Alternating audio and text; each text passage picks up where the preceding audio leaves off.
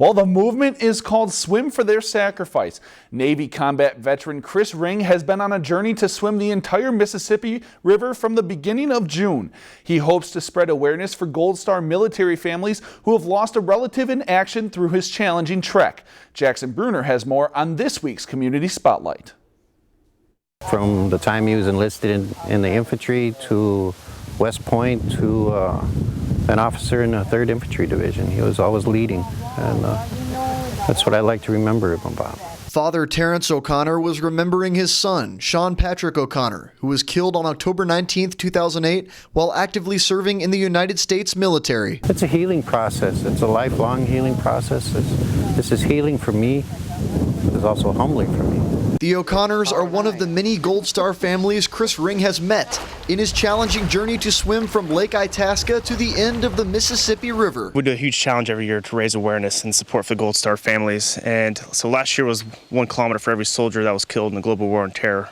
Mike Vitti walked around the entire perimeter of the country. For the Legacies Alive organization, Ring plans to swim 1 kilometer for every American spouse lost in war.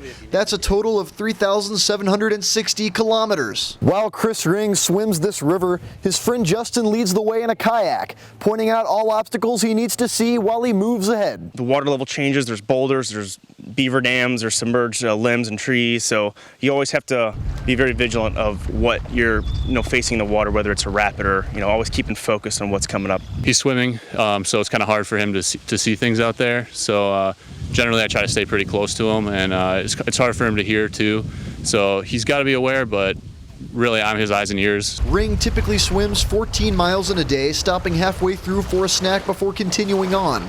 And as the O'Connor family watched from a Leech Lake bridge, he began a 7-mile Saturday swim to Lake Winnebegoshish. Chris doing this, bringing awareness to across the country, using the Mississippi as a venue, it's awesome. It's humbling, it's honorable, I think there needs to be more awareness out there. For this week's Community Spotlight, Jackson Bruner, Lakeland News. Chris Ring and his crew are asking for Gold Star families they meet throughout their journey to sign a kayak in memory of their loved ones.